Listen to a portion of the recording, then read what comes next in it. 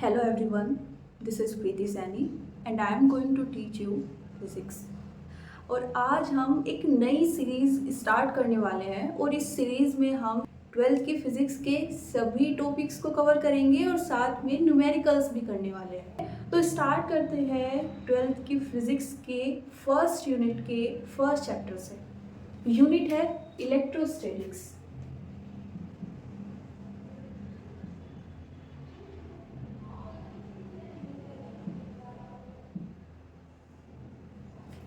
अब इसमें सबसे पहले आता है इलेक्ट्रिक चार्ज। अब इलेक्ट्रिक चार्ज क्या है? देखिए, हमारे पास ना नेचर है, नेचर जिसमें हम ह्यूमंस आते हैं, एनिमल्स आते हैं, बर्ड्स आती हैं, लैंडस्केप्स आती हैं। मतलब जो नेचुरली अवेलेबल है वो सभी चीज़ें, जैसे माउंटेन्स, रिवर्स, ओशियंस, ट्रीज़, ये सब मिलकर एक नेचर बनाते हैं, ठीक है ना। लेकिन ये सब नेचर के ऐसे पार्ट्स हैं जिनको हम देख सकते हैं। हम ह्यूमंस को देख सकते हैं, एनिमल्स को देख सकते हैं, प्लांट्स को देख सकते हैं, लेकिन ऐसी भी बहुत सारी चीज़ें हैं जिनको हम नहीं देख पाते अपनी आइज से, ठीक है ना। अब ऐसी ही एक चीज़ है हमारे पास, इलेक्ट्रिक चार्ज, ठीक है ना। हम इलेक्ट्रिक चार्ज को नहीं देख सकते हैं लेकिन ऑब्जर्व कर सकते हैं। अब इसका क्या मतलब हुआ कि देख नहीं सकते हैं लेकिन ऑब्जर्व कर सकते हैं। देखिए, एक फनी सा एग्जांपल लेते हैं, उससे समझते हैं, ठीक है ना। सपोज मैं बोलती हूँ कि आप अभी जहाँ पर बैठे हुए हैं वहाँ पर एक गोस्ट है, ठीक है ना। आपके पास में एक गोस्ट बैठी हुई है। आप बोलोगे कि नहीं मैम, हम तो अकेले हैं, है ना, हम तो अकेले बैठकर वीडियो देख रहे हैं। आप चाहे जहाँ पे बैठे हो, रूम में हो, बाहर हो, कहीं पर भी, आप नहीं मानोगे जब तक आपको वो दिखाई नहीं देगी, ठीक है ना। सडनली वो आपको परेशान करना स्टार्ट कर देती है, इन द सेंस वो आपकी वीडियो पोस्ट कर देती है, आपसे मोबाइल ले लेती है, या फिर आपसे आपकी नोटबुक या पेन ले लेती है। अगर वो ये सब करती है तो आपको लगेगा कि मैम देखिए, हमें अभी भी कुछ नहीं दिखाई दे रहा है, लेकिन अब ना हम कुछ एक्सपीरियंस कर रहे हैं, ठीक है ना। यहाँ पर कुछ ना कुछ तो है जो हमें दिखाई नहीं दे रहा, बट हाँ है, ये हम एग्री करते हैं आपकी बात से। तो ये है एक्सपीरियंस, ऑब्जर्व करना चीज़ों को। हमें दिखाई भला ही ना दे रहा हो, बट हम ऑब्जर्व कर पा रहे हैं, एक्सपीरियंस कर पा रहे हैं कि यहाँ पर कुछ ना कुछ ज़रूर है ना। अब इलेक्ट्रिक चार्ज भी वैसी ही चीज़ होती है, हम इसको अपनी आइज से नहीं देख पाते, ठीक है ना, लेकिन ऑब्जर्व कर सकते हैं और करते भी हैं। जैसे रेनी सीजन है ना। अब रेनी सीजन में बारिश के साथ में बादल भी गरजते हैं, ठीक है ना। अब बादल गरज रहे हैं, बिजली ना चमके, ऐसा कैसे हो सकता है? लेकिन ये जो बिजली है, ये जो लाइटनिंग है ना, lightning during the thunder storm, lightning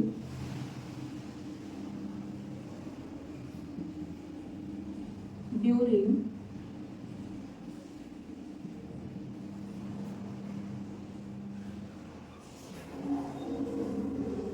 thunderstorm, ये कैसे होती है? सीधी सी बात है, चार्ज की वजह से होती है। ये जो बेसिक चीज़ होती है ना, इसके होने के पीछे देखिए बहुत सारी प्रोसेस है जिससे ये इतनी स्ट्रेंथ वाली, इतनी इंटेंसिटी वाली इलेक्ट्रिसिटी क्लाउड्स के बीच में डेवलप हो जाती है। लेकिन जो बेसिक रीज़न है वो है इलेक्ट्रिक चार्ज, इसकी presence.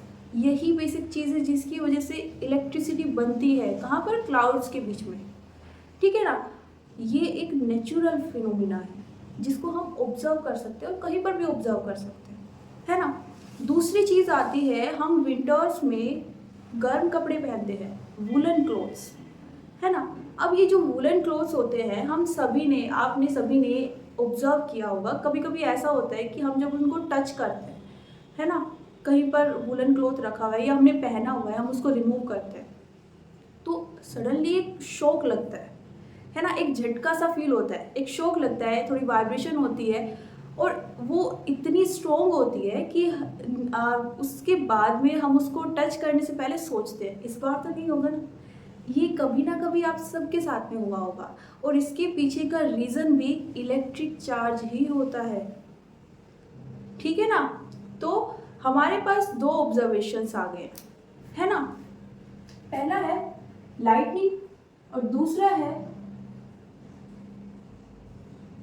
Woollen clothes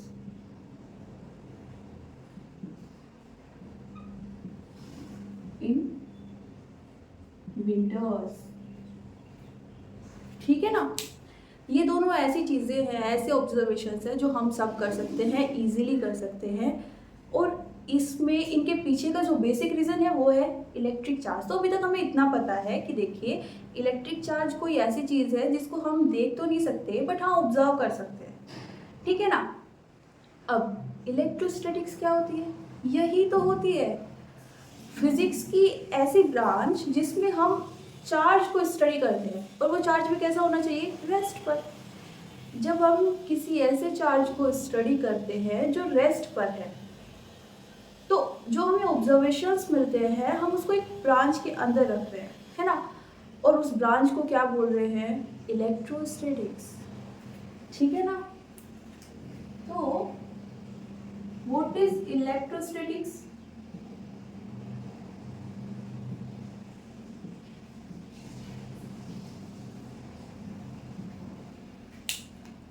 It is the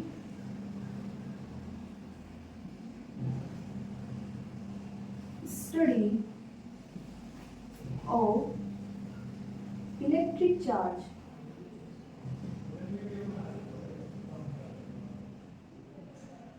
at rest. Rest मतलब उसकी पोजीशन टाइम के साथ में चेंज नहीं हो रही है, वो फिक्स है वहीं पर, हम ऐसे चार्ज को ऑब्जर्व कर रहे हैं। ठीक है ना। तो ये हो गया हमारे पास इलेक्ट्रोस्टैटिक्स। तो थोड़ा और डेप्थ में चलते हैं, इलेक्ट्रिक चार्ज को जानना है ना, थोड़ा और डेप्थ में चलते हैं। अब ये इलेक्ट्रिक चार्ज के बारे में बोला गया है कि इलेक्ट्रिक चार्ज एक इंट्रिंसिक प्रॉपर्टी है उन पार्टिकल्स की जो मैटर बनाते हैं। मतलब पहले नोट कर लेते हैं, उसके बाद लिखते हैं। Electric charge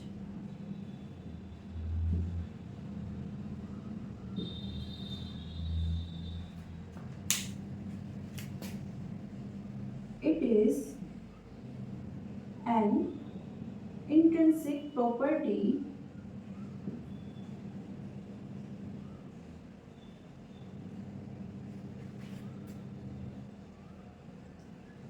of the particles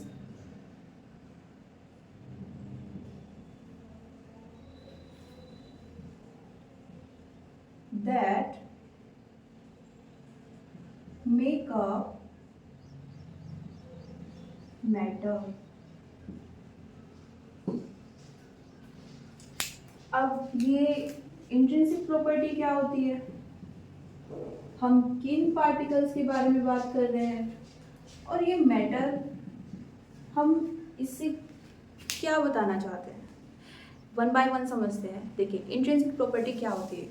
intrinsic property किसी भी सब्सटेंस की एक ऐसी क्वालिटी है, समझे ना, क्वालिटी है जो ना तो शेप, ना ही साइज, और ना ही किसी अदर एक्सटर्नल फैक्टर पर डिपेंड करती है। हम एग्जांपल ले सकते हैं वुड का। सपोज हमने एक स्टिक ली है ना, और ये किससे बनी हुई है? ये स्टिक वुड की बनी हुई है।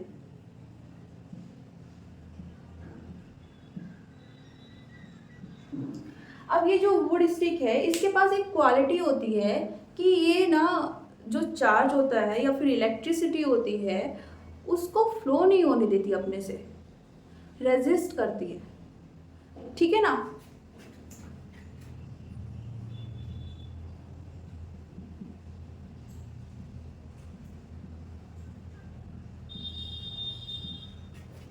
Flow of charge.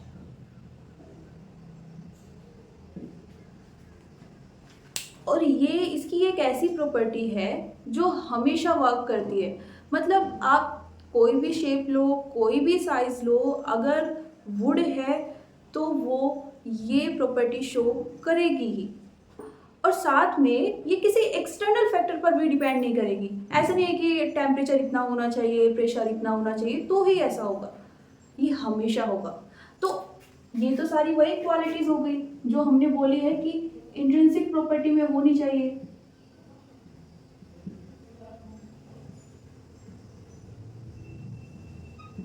तो देखिए इंट्रिंसिक क्वालिटी है किसकी, वुड की, क्या, रेसिस्ट करना इलेक्ट्रिक चार्ज को या फिर करंट को, ठीक है ना। तो अगर हमारे पास ऐसी ही कुछ और क्वालिटीज आ जाती है किसी सब्सटेंस के लिए तो हम उनको नाम दे देंगे कि ये हमारे पास इंट्रिंसिक क्वालिटी है किसकी, इस पर्टिकुलर सब्सटेंस की, ठीक है ना। अब एक और एग्जांपल देखते हैं, जैसे वुड ही है और हम इसको बर्न करना चाहते हैं, ठीक है ना। अब जरा मुझे सोच के बताओ कि हम वुड का कोई भी साइज ले, कोई भी शेप ले, उसको बर्न कर सकते हैं ना, डेफिनेटली कर सकते हैं। ये शेप एंड साइज पर डिपेंड नहीं करता है। तो वुड के पास जो बर्निंग क्वालिटी है, बर्न होने की क्वालिटी है, क्या ये भी एक इंट्रिंसिक प्रॉपर्टी है? नहीं, ये इंट्रिंसिक प्रॉपर्टी नहीं है। क्यों? क्योंकि ये बताइए कि अगर हम किसी लकड़ी को, किसी वुड को जलाना चाहते हैं, बर्न करना चाहते हैं, तो हमें क्या क्या ज़रूरत होती है? हमें उसे ऑयल देना पड़ेगा, ऑयलिंग करनी पड़ेगी ना, हीट भी प्रोवाइड करनी पड़ेगी, और हीट के साथ में हमें उसे ऑक्सीजन भी देनी पड़ेगी। हम सब ने एक एक्सपेरिमेंट हमेशा किया होगा, ये देखा भी होगा। सपोज आपके पास एक कैंडल है, आपने उसको जलाया और किसी पॉट के अंदर रख दिया है, ठीक है ना। कोई भी पॉट लिया है, ग्लास का पॉट ले लिया है या फिर कोई ग्लास ही है, उसके अंदर रख दिया कैंडल को बर्न करके, इस तरह से कि उसके अंदर ऑक्सीजन ना जाए, किसी भी तरह से एयर ना जाए। वो कुछ देर में बुझ जाएगी, जल नहीं पाएगी। और ये क्यों हो रहा है? क्योंकि उसको ऑक्सीजन नहीं मिल पा रही है। तो मतलब हम किसी भी चीज़ को अगर जलाना चाहते हैं, वो चाहे वुड है या फिर कैंडल है, उसको ऑक्सीजन की ज़रूरत पड़ेगी, और ऑक्सीजन हम उसको प्रोवाइड कर रहे हैं, ये एटमॉस्फेयर उसको प्रोवाइड कर रहा है। ये एक एक्सटर्नल फैक्टर है। और हमने बोला है इंट्रिंसिक प्रॉपर्टी सिर्फ वो है जो ना तो किसी एक्सटर्नल फैक्टर पर डिपेंड करेगी और ना ही शेप एंड साइज पर। तो burning is not a intrinsic property.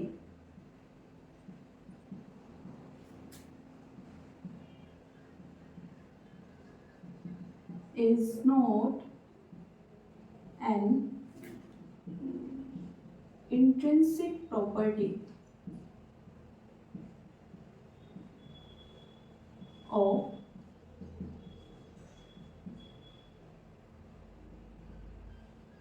wood. तो होप कि आप सब लोग ये समझ गए होंगे कि इंट्रिंसिक प्रॉपर्टी क्या है। ये हमारे पास दो एग्जांपल्स हैं जिससे हम इस चीज़ को बेटर वे में समझ सकते हैं, ठीक है ना। इसको नोट कर लीजिए, फिर आते हैं अपने इलेक्ट्रिक चार्ज पर, ठीक है। इलेक्ट्रिक चार्ज एक इंट्रिंसिक प्रॉपर्टी है, लेकिन किसकी? पार्टिकल्स की। कौन से पार्टिकल्स की? जो मैटर बनाते हैं। अब मैटर किससे मिलकर बना होता है? मैटर हमारे पास कोई भी मैटर है, हो सकता है वो सॉलिड है, लिक्विड है, या फिर गैस फॉर्म में है। यही तीन स्टेट होती है ना मैटर की, सॉलिड, लिक्विड या फिर गैस। इनमें से कोई भी स्टेट में है अगर ये किससे मिलकर बना होगा? ये मॉलिक्यूल्स से मिलकर बना होगा। और मॉलिक्यूल्स किससे मिलकर बने होते हैं? एटम से। और एटम्स में क्या क्या होता है? इलेक्ट्रॉन होंगे, प्रोटॉन होंगे और न्यूट्रॉन होंगे, ठीक है ना। तो सबसे छोटे लेवल पर हमें क्या मिला है? तीन पार्टिकल्स मिले हैं, इलेक्ट्रॉन, प्रोटॉन एंड न्यूट्रॉन। तो क्या हम ये बोल सकते हैं डायरेक्टली कि ये जो मैटर है ये इलेक्ट्रॉन, प्रोटॉन और न्यूट्रॉन से मिलकर बना हुआ है? किन पार्टिकल से मिलकर बना है? इलेक्ट्रॉन, प्रोटॉन और न्यूट्रॉन। मतलब ये जो इलेक्ट्रिक चार्ज है ये इंट्रिंसिक प्रॉपर्टी है किनकी? इलेक्ट्रॉन, प्रोटॉन और न्यूट्रॉन जैसे पार्टिकल्स की। अब आगे आते हैं। इलेक्ट्रिक चार्ज को मेजर करने के लिए हम एक यूनिट सिस्टम यूज करते हैं, एसआई यूनिट सिस्टम। और इस सिस्टम में इलेक्ट्रिक चार्ज की यूनिट होती है कूलम। इसको हम सी से भी डिनोट कर सकते हैं, ठीक है ना। अच्छा, एसआई सिस्टम, हमारे पास दो सिस्टम्स हैं, एसआई यूनिट सिस्टम और CGS unit system. SI unit system को ही एमकेएस यूनिट सिस्टम भी बोलते हैं। एमकेएस याद है ना, एमकेएस, जिसमें एम का मतलब है मीटर, के का मतलब है किलोग्राम और एस का मतलब है second. MKS number system, sorry unit system और एसआई यूनिट सिस्टम दोनों एक ही होते हैं, ठीक है ना। तो हम एसआई यूनिट सिस्टम में बोले या फिर एमकेएस में, दोनों में ये जो यूनिट है वो क्या हो जाएगी, कूलम। अब सीजीएस यूनिट सिस्टम में इसकी यूनिट क्या हो जाएगी, state coulomb.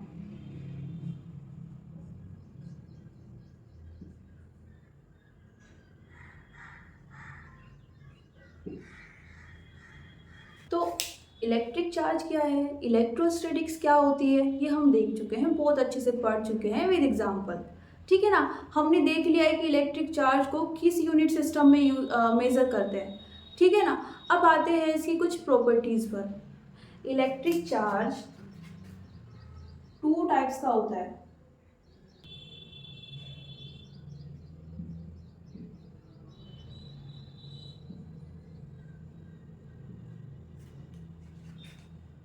It may be positive और negative. Electric charge two types का होता है, पॉजिटिव भी हो सकता है और नेगेटिव भी हो सकता है, ठीक है ना। अब लाइक चार्जेस हमेशा एक दूसरे को रिपेल करते हैं, ठीक है ना। ये इसकी नेचर होती है इलेक्ट्रिक चार्ज की, क्या होती है, like charges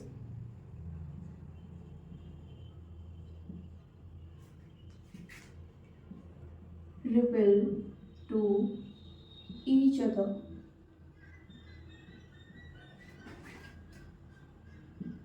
and unlike charges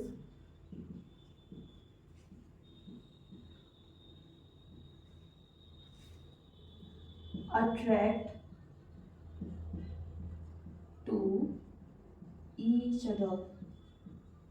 मतलब क्या है, ये लाइक चार्जेस का मतलब है दो एक जैसे चार्ज। हमने कहा है इलेक्ट्रिक चार्ज टू टाइप्स का होता है, कौन कौन सा, पॉजिटिव और नेगेटिव, ठीक है ना। अब अगर हम लाइक चार्जेस की बात करें, मतलब या तो हम दोनों पॉजिटिव ले लें या फिर हम दोनों नेगेटिव ले लें। ये दोनों चार्जेस अगर एक दूसरे के कांटेक्ट में आते हैं, एक दूसरे के पास रखे जाते हैं, तो एक दूसरे को रिपेल करेंगे, ठीक है ना। दो एक जैसे चार्जेस को क्या बोलेंगे, लाइक चार्जेस। लेकिन अगर हम अनलाइक चार्जेस ले लें, मतलब एक पॉजिटिव एक नेगेटिव, तो ये क्या करने वाले हैं, ये एक दूसरे को अट्रैक्ट करेंगे, ठीक है ना।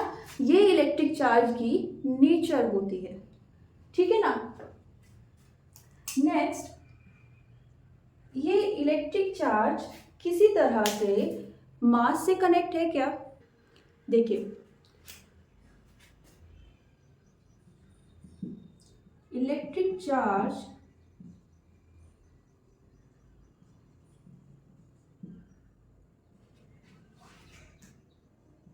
cannot exist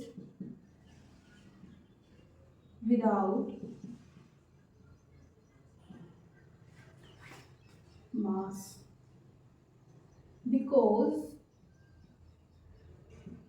it is an property of particles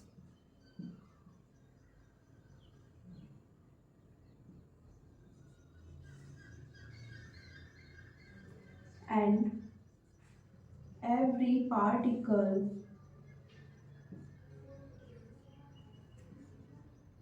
has mass.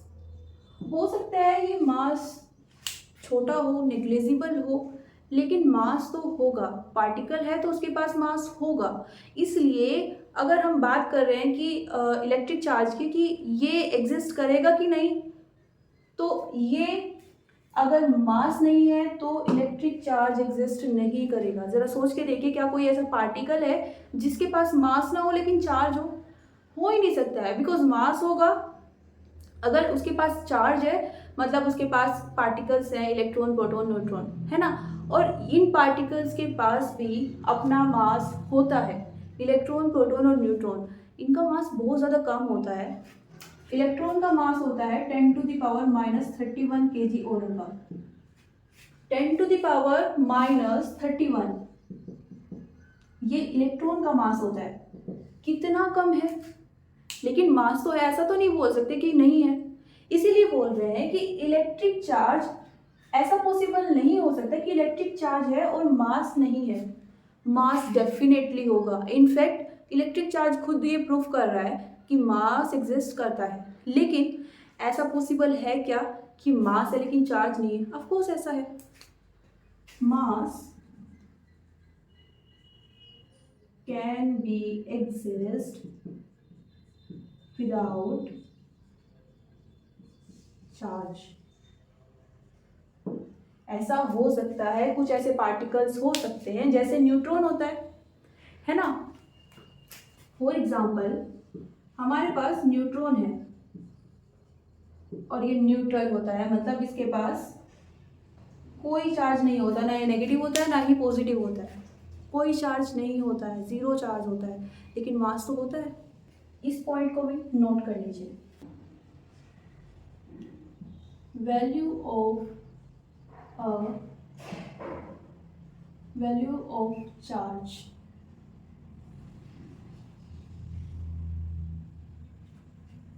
Of a single electron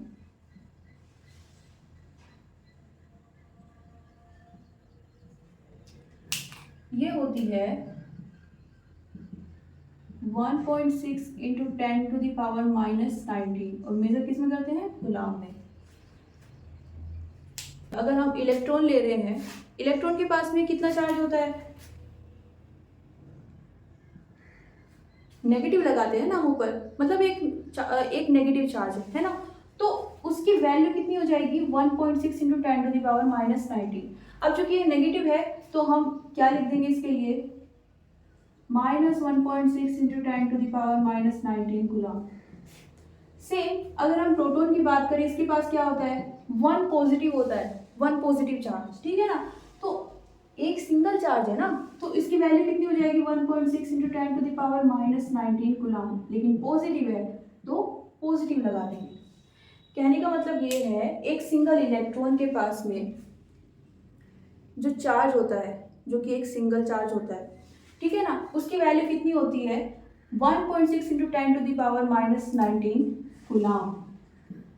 और एक और चीज जो नोट करने वाली है वो ये है, इट इज द स्मॉलेस्ट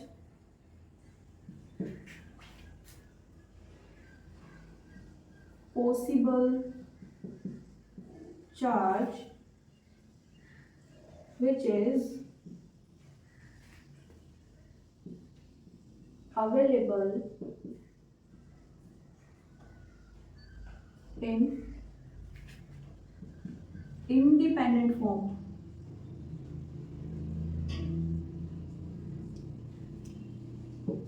हमारे नेचर में जो इंडिपेंडेंट फॉर्म में चार्ज मिलेगा, सबसे छोटा चार्ज, ठीक है ना, वो यही होता है जो एक इलेक्ट्रॉन के पास में होता है, ठीक है ना। इससे छोटे भी चार्ज होंगे लेकिन वो क्या होंगे? इंडिपेंडेंट नहीं रहेंगे।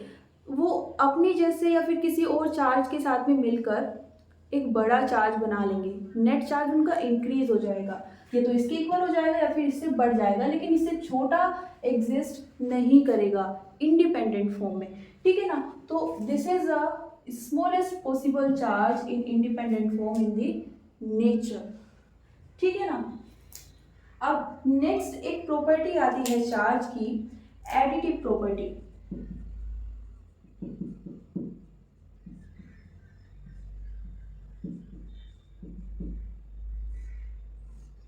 है additive property, net charge on a body is the algebraic sum of the all charges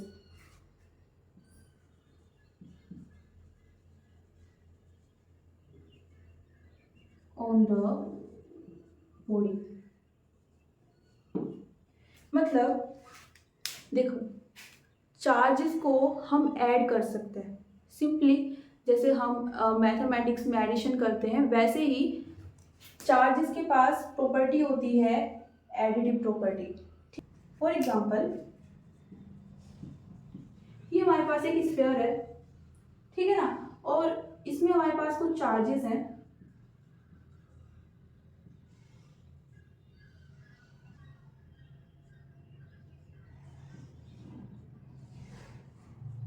और हमसे पूछा गया है नेट चार्ज के बारे में, what is the net charge. तो इसका नेट चार्ज कितना हो जाएगा, सिंपल, इस प्रॉपर्टी के अकॉर्डिंग हम इन सबको ऐड कर देंगे, +2 -1 +4e -3, तो नेट कितना हो गया,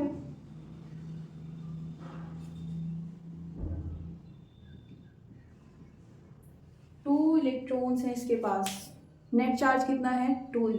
इसको हम मल्टीप्लाई कर सकते हैं किससे, e की वैल्यू रखकर। e की वैल्यू क्या है हमारे पास में, 1.6 × 10⁻⁻19 कूलम। नोट कर लीजिए इसको। नेक्स्ट हमारे पास इसकी जो प्रॉपर्टी है वो है क्वांटाइजेशन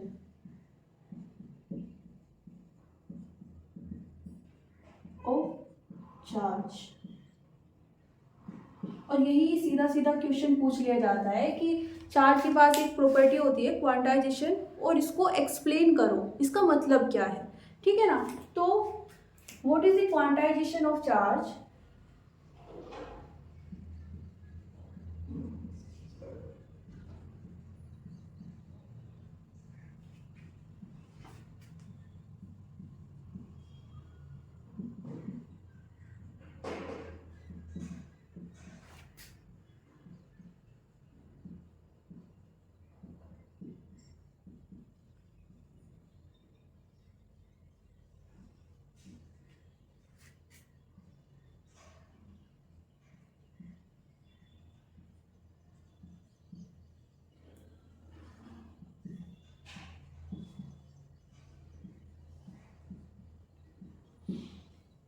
कहने का मतलब क्या है, किसी भी बॉडी पर जो नेट चार्ज होगा वो जो एक सिंगल इलेक्ट्रॉन के पास चार्ज देखा है ना हमने, उसका इंटीग्रल मल्टीपल होगा, ठीक है ना। मतलब या तो उसका 2 टाइम्स होगा, 3 टाइम्स होगा, 5 टाइम्स, 10 टाइम्स, 100 या 1000 टाइम्स, लेकिन कभी भी फ्रैक्शन में नहीं आएगा। मतलब ऐसा नहीं आपको कभी भी मिलेगा कि 2/3 इलेक्ट्रॉन या फिर 5/7 इलेक्ट्रॉन, ये जो फ्रैक्शन वाली केस होते हैं ये हमें कभी नहीं मिलेंगे। क्या होगा इनकी जगह पे, हमें एक इंटीग्रल वैल्यू मिलेगी, इंटीग्रल नंबर, जैसे 1 2 3, नेगेटिव भी हो सकता है पॉजिटिव भी हो सकता है, वो तो डिपेंड करता है कि चार्ज कैसा है, नेगेटिव है या पॉजिटिव है। बट अगर हम बात करें नंबर की तो वो एक इंटीग्रल नंबर होगा, ठीक है ना। मैथमेटिकल फॉर्म में इसको कैसे लिखते हैं, Q = NE,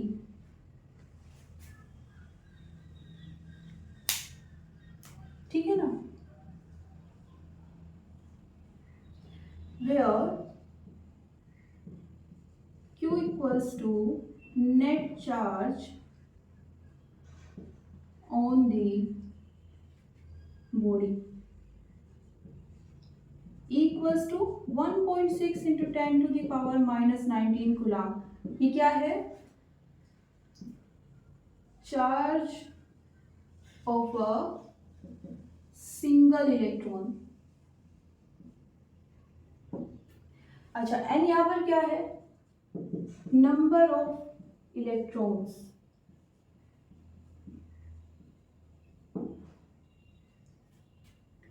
It can be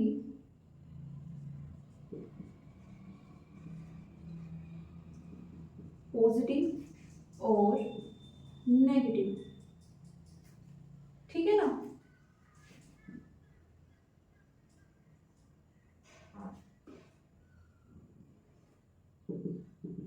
one two three up to, ठीक है ना। ये क्या हो गया, इंटीग्रल नंबर।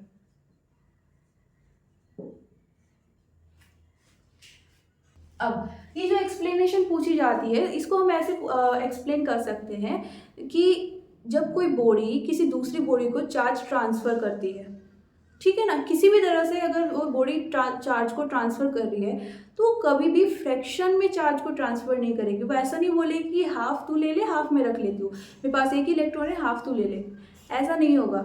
या तो वो पूरा इलेक्ट्रॉन देगी या फिर वो पूरा इलेक्ट्रॉन लेगी, ठीक है ना। जो चार्ज है वो हमेशा इंटीग्रल मल्टीपल ऑफ इलेक्ट्रॉन्स की फॉर्म में ट्रांसफ़र होगा, कभी भी फ्रैक्शन में ट्रांसफ़र नहीं होगा। और यही प्रॉपर्टी, यही जो पैटर्न है इसका, ये जो इसकी नेचर है, इसको हम क्या बोलते हैं, क्वांटाइजेशन ऑफ चार्ज, ठीक है ना। नोट कीजिए इसको। नेक्स्ट हमारे पास जो आती है वो है charge conservation, principle of charge conservation.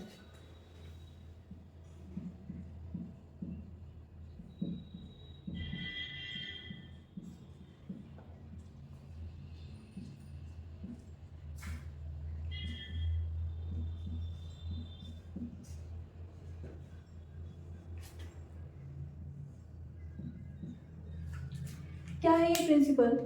इस प्रिंसिपल में कहा गया है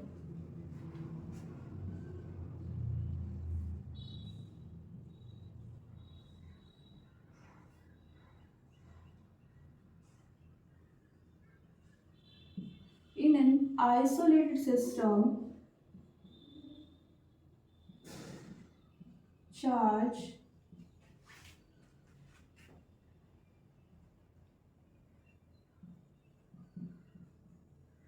neither be created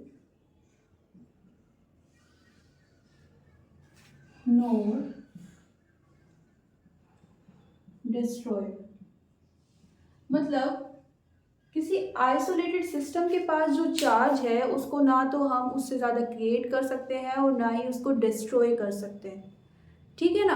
अब आइसोलेटेड सिस्टम क्या है, देखिए हम बोटल्स का यूज़ करते हैं, थर्मस बोलते हैं, है ना, गर्मियों में ठंडा पानी रखने के लिए, और सर्दियों में हम टी या कॉफ़ी को अपने साथ कैरी करना चाहते हैं और उसको गर्म रखना चाहते हैं तो हम उसको एक थर्मस में कैरी करते हैं। और ये जो सिस्टम आपको बनाकर दिया गया है इसको हम आइसोलेटेड सिस्टम बोलते हैं। आइसोलेटेड सिस्टम मतलब ऐसा सिस्टम जिसमें ना हीट ट्रांसफ़र हो सकती है और ना ही मैटर बाहर या अंदर जा सकता है, ना मैटर ट्रांसफ़र होगा और ना ही हीट ट्रांसफ़र होगी। ऐसे सिस्टम्स को हम बोलते हैं आइसोलेटेड सिस्टम।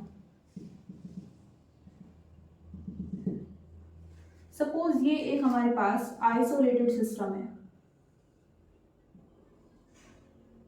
ठीक है ना, और इस आइसोलेटेड सिस्टम में हमने दो स्फीयर लिए हैं। सपोज एक के पास +2 इलेक्ट्रॉन्स हैं और इतना चार्ज है और दूसरे के पास में +4 इलेक्ट्रॉन्स हैं, ठीक है ना। तो अगर हम इस स्टेट में देखें तो इसके पास 2 है, इसके पास 4 है, और इस सिस्टम की अगर हम बात करें आइसोलेटेड सिस्टम, इसके पास नेट चार्ज कितना है,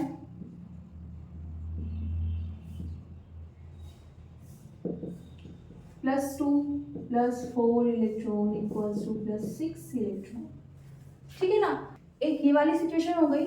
और सपोज कीजिए किसी तरह से अगर ये एक दूसरे के कांटेक्ट में आ जाते हैं तो क्या होगा,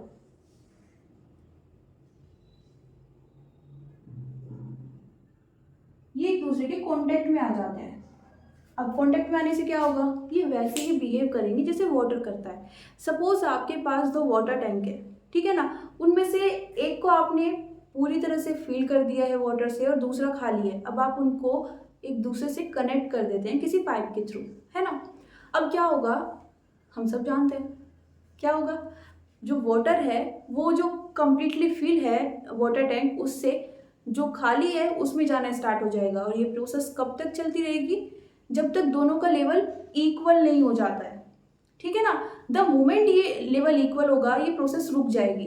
वैसे ही नेचर होती है हमारे चार्जेस के पास में, ठीक है ना। इनको आपने कनेक्ट किया, अभी देखिए इसके पास कम चार्ज है, इसके पास ज़्यादा है, 2 इलेक्ट्रॉन्स है, इसके पास 4 इलेक्ट्रॉन्स है।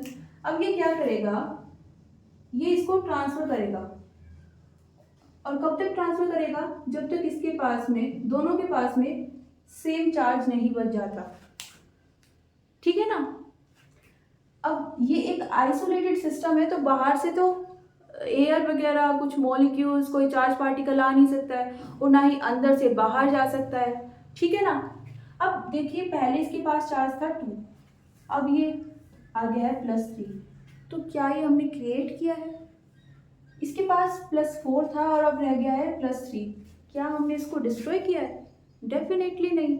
हमने क्या बोला था, ये जो हमारे पास प्रिंसिपल था इसके अकॉर्डिंग ये जो आइसोलेटेड सिस्टम है इसका जो नेट चार्ज है वो कंजर्व रहता है, उसको हम ना क्रिएट कर सकते हैं ना डिस्ट्रॉय कर सकते हैं। यहाँ पर पहले कितना था नेट चार्ज, +6, अभी इन दोनों के पास डिफरेंट है, चेंज हो गया है, लेकिन जो नेट है, नेट चार्ज वो अभी भी कितना है, +3 मतलब +6 इलेक्ट्रॉन अभी भी सेम है, यही कहना चाहता है ये प्रिंसिपल। अब एक क्वेश्चन आता है हमारे पास में, हमने ये देखा कि चार्ज क्या होता है, इसको हम ऑब्जर्व कर सकते हैं, देख नहीं सकते हैं, ठीक है ना। और इसकी प्रॉपर्टीज़ क्या होती है वो देखी, लेकिन अब क्वेश्चन ये है कि इसको हम देख तो नहीं सकते। अगर कोई बॉडी चार्ज है तो हम ये ऑब्जर्व कैसे करें कि ये चार्ज है कि नहीं, उसको टच करके, डेफिनेटली नहीं।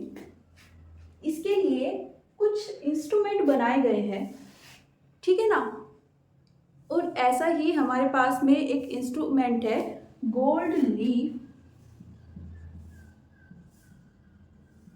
इलेक्ट्रोस्कोप।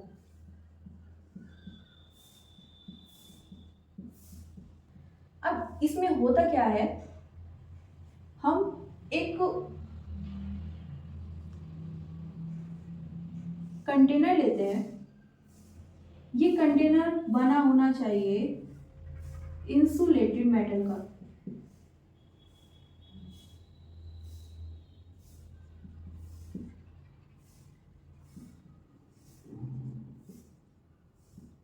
ठीक है ना। अब इसमें हम क्या करते हैं, एक रोड लेते हैं, मेटल रोड,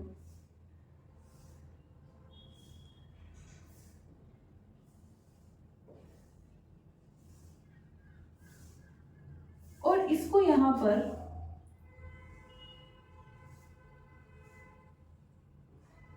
हमारे पास में 2 गोल्ड लीफ होती है, गोल्ड वही, ठीक है ना, AU वाला गोल्ड लीफ, ठीक है ना। और ये क्या है हमारे पास में, मेटल रोड।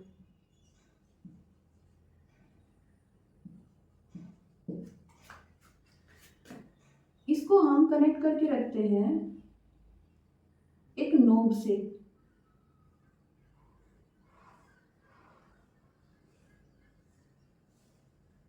ठीक है ना। अब देखिए ये भी मेटल की बनी हुई है, ये भी मेटल की बनी हुई है, और ये गोल्ड।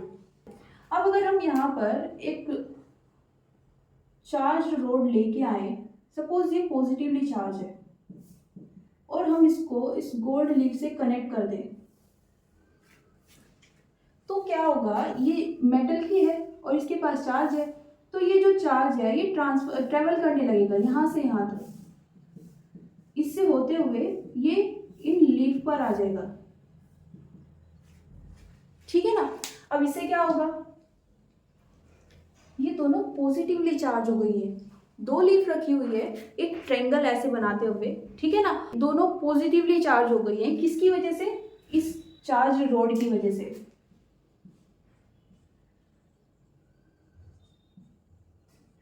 अब हमने देखो क्या पढ़ा था, एक नेचर पढ़ी थी चार्ज की, कि जो लाइक चार्जेस होते हैं ना वो एक दूसरे को रिपेल करते हैं। अब इन दोनों प्लेट्स के बीच में भी, इन दोनों लीव्स के बीच में भी रिपल्शन होगा। क्यों? क्योंकि दोनों के पास पॉजिटिव चार्ज है, ठीक है ना।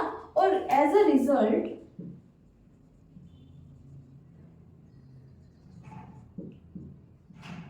दे deflect to each other. Deflect मतलब एक दूसरे को रिपेल करेंगी, एक दूसरे से दूर जाने की कोशिश करेंगी जितना पॉसिबल हो सकता है, ठीक है ना। पहले ये इस तरह से थी, हो सकता है डिफ्लेक्ट होने के बाद में ये कुछ इस तरह से आ जाए,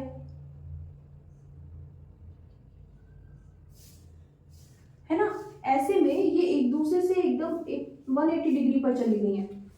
तो ये जो डिफ्लेक्शन होगा इसमें क्या होगा, ये एक दूसरे से दूर जाने की कोशिश करेंगी, और जितना ज़्यादा दूर चली जाएंगी वो हमें नोटिफाई करेगा कि चार्ज की इंटेंसिटी उतनी ही ज़्यादा है, उतना ही चार्ज है, उतना ही ज़्यादा चार्ज है ना। तो डिफ्लेक्शन, ऑर्डर ऑफ डिफ्लेक्शन हमें बताएगा क्वांटिटी ऑफ चार्ज।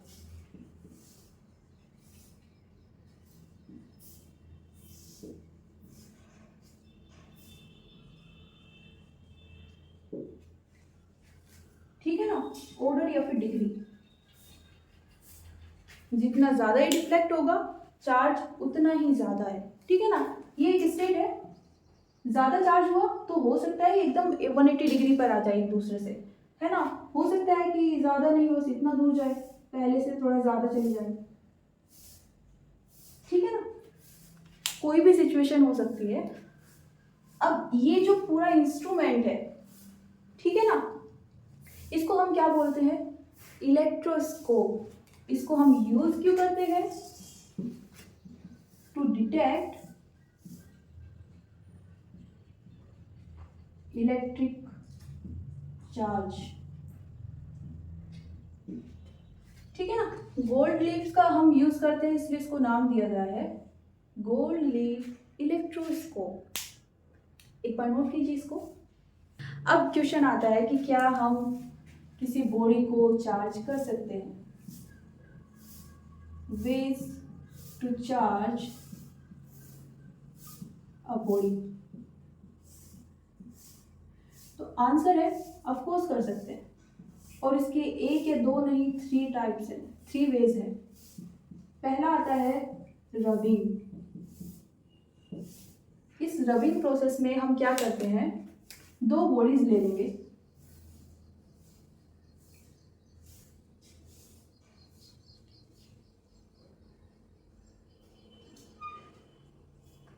ठीक है ना, और इन दोनों बॉडीज को एक दूसरे के साथ में रब करना स्टार्ट करेंगे। रब करेंगे तो इसको क्या मिलेगी? इस रब करने से हीट मिलेगी। किसको?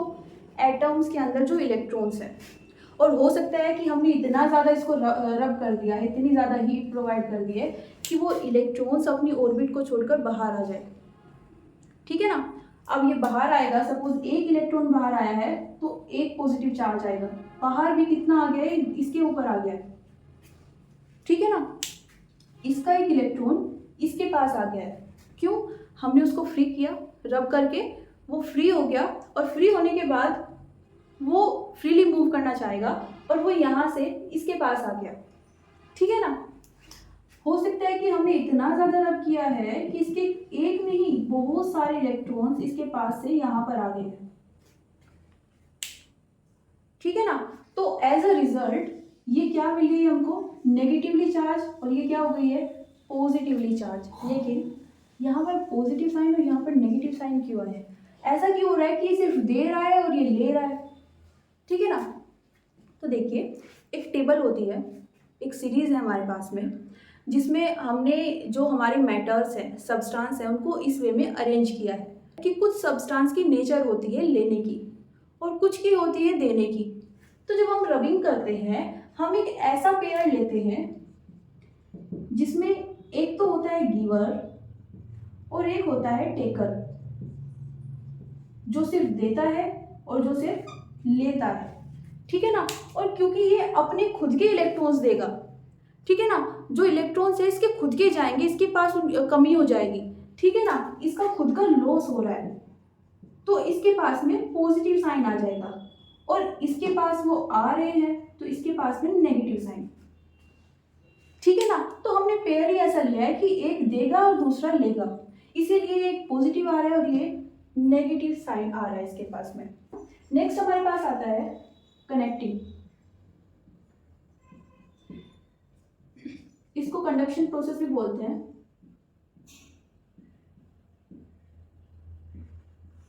इसमें हम क्या करते हैं, दो बॉडीज को लेंगे और उनको डायरेक्ट कनेक्ट कर देंगे। अब इनमें से एक किसी भी तरह से हम उसको चार्ज करेंगे, हो सकता है वो पॉजिटिवली चार्ज है या फिर नेगेटिवली, लेकिन हम एक चार्ज बॉडी लेंगे और उसको डायरेक्ट या किसी वायर के थ्रू कनेक्ट कर देंगे एक अनचार्ज बॉडी से।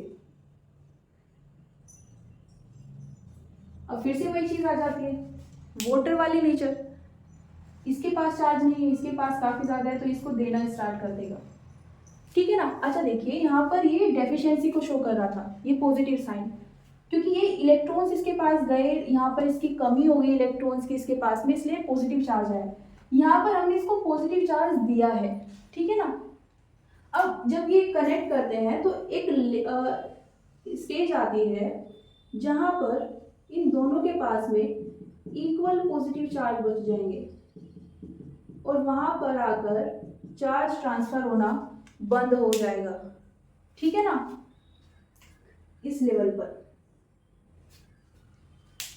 इसमें इसके पास में नेगेटिव चार्ज नहीं आएगा, क्योंकि ये जो पॉजिटिव चार्ज इसको दे रहा है ये इसके अपने एटम से निकल कर नहीं जा रहा है, ये प्रोटॉन्स नहीं है जो उसके पास जा रहे हैं और उसके पास डेफिशिएंसी हो जाएगी, बिल्कुल नहीं, ठीक है ना। अब क्योंकि ये बाहर से जा रहा है, सरफेस से जा रहा है दूसरी सरफेस पर, तो उसकी वजह से कोई चार्ज, कोई भी किसी भी तरह का साइन नहीं आएगा। साइन कब आएगा, जब उसकी ऑर्बिट से इलेक्ट्रॉन्स जाएंगे, ठीक है ना, चार्ज तब आएगा, जैसे यहाँ पर आया था। तो ये पॉजिटिव हो गया, पॉजिटिवली चार्ज, ये पहले से था और ये भी पॉजिटिवली चार्ज हो गया।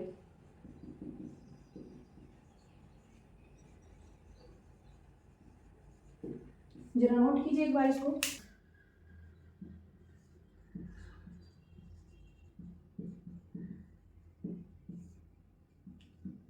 सपोज हमारे पास दो स्फीयर है,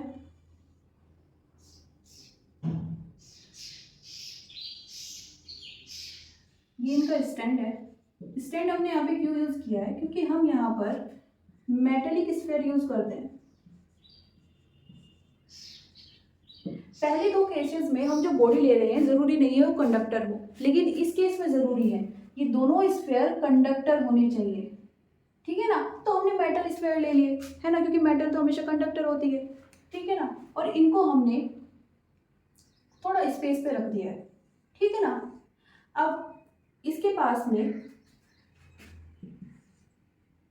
हम इनको पहले टच करा देते हैं, टच कराएंगे एक दूसरे से। अब हम इसको एक रोड लेकर आते हैं और इसको इनके पास में रख देते हैं। सपोज ये पॉजिटिवली चार्ज है, ठीक है ना।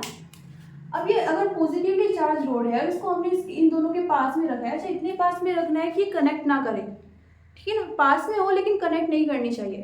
तो क्या होगा, इनके जो क्योंकि ये कंडक्टर है, ऐसे मेटल्स जो चार्ज फ्लो करा सकते हैं उनको हम कंडक्टर बोलते हैं, ठीक है ना। और उनके एटम्स में जो इलेक्ट्रॉन्स होते हैं वो कुछ फ्री होते, मतलब कुछ ऐसे इलेक्ट्रॉन्स मिल जाएंगे, एक दो या उससे ज़्यादा, जो ऑर्बिट में मूव नहीं कर रहे हैं, फ्रीली मूव कर रहे हैं। ऐसे इलेक्ट्रॉन्स क्या होंगे, इसकी साइड अट्रैक्ट होने लगेंगे, इसके भी और इसके भी, और वो यहाँ पर आ जाएंगे, इसके पास आना चाहेंगे, जितना ज़्यादा पॉसिबल हो उतना ज़्यादा पास आएंगे। तो दोनों के जो फ्री इलेक्ट्रॉन्स थे वो इस वाली साइड आ गए, इस वाली सरफेस पर आ गए, और ये जहाँ से आए हैं वहाँ पर क्या आएगा, पॉजिटिव चार्ज, वो इससे दूर जाना चाहेगा और इस लेयर पर आ जाएगा। थर्ड स्टेप में क्या होगा, हम इसको यहाँ से एलिमिनेट कर देंगे। मतलब ये देखना चाहते हैं कि अब इलेक्ट्रॉन यहाँ पर आ गए, ये पॉजिटिव चार्ज इस साइड आ गया है। अगर अब हम इसको रिमूव कर दें तो क्या होगा, रिमूव करेंगे तो ये जो स्फीयर्स के ये जो चार्ज हमें दिखाई दे रहे हैं,